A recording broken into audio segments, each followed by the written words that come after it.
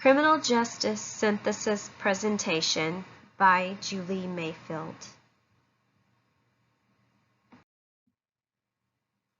Bryan Stevenson, a Harvard University lawyer and author of Just Mercy, is a strong advocate that ventures out to prove there is a disturbing connection between slavery and mass incarceration of the poor and minorities in a broken and corrupt federal prison system of today.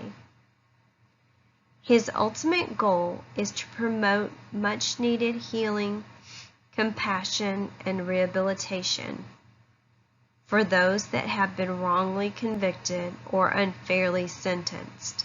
Demonstrating inequality in America, the First Step Act was recently passed to assist in the safe transition of inmates back out into society following mistreatments in the federal prison system.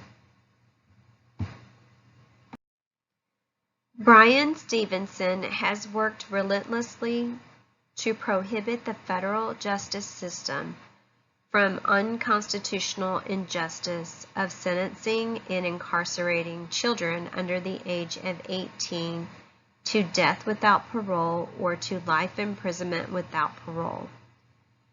Bryan Stevenson, 2015, states, I argued 2 cases at the Mississippi Supreme Court in which the court ruled that the convictions and sentences of young children were illegal.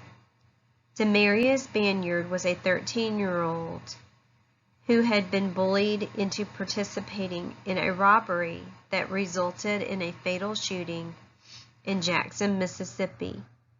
He was given a mandatory death in prison sentence after his jury was illegally told that he had to prove his innocence beyond a reasonable doubt, and the state introduced impermissible evidence. He was resentenced to a finite term of years and now has hope for release. Therefore, because of Bryan Stevenson's commitment to criminal justice reform of children, there were bans on the lifetime parole for children, and they can no longer be put to death for a crime. Sample says, additionally, prison reform bill called the First Step Act was passed and now is intended to assist in transforming incarcerated prisoners.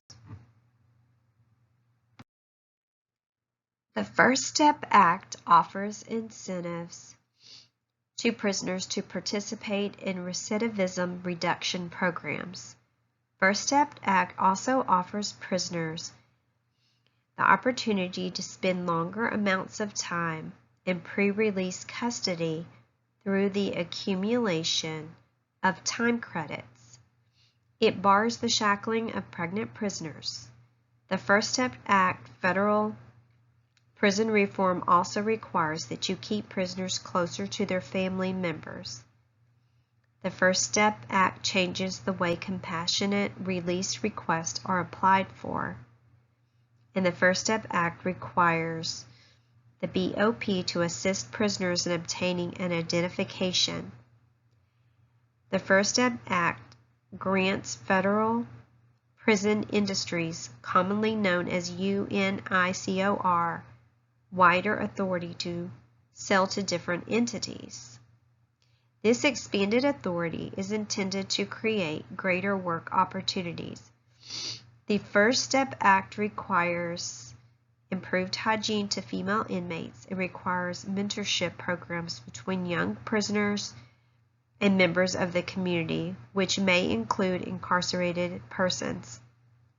Overall, the First Step Act presented a number of positive changes helping to improve living conditions in federal prison, but there is so much more that needs to be done.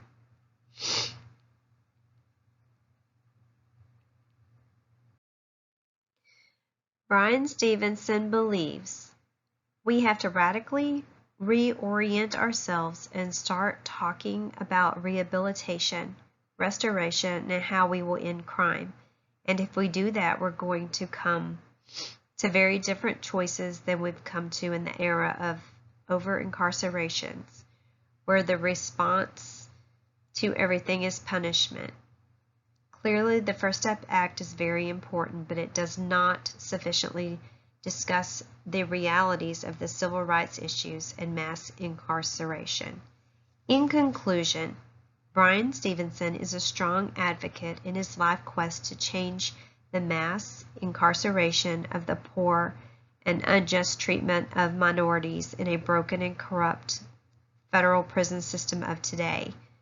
His ultimate goal is to promote much-needed healing, compassion, and rehabilitation for those that have been wrongly convicted or unfairly sentenced.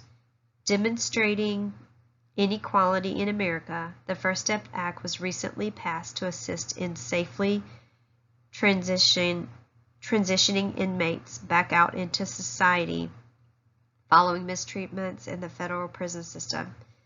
But Stevenson believes there are many issues of the realities of civil rights and the cruel treatment of minorities in the past and in our prison system today. Thank you for watching.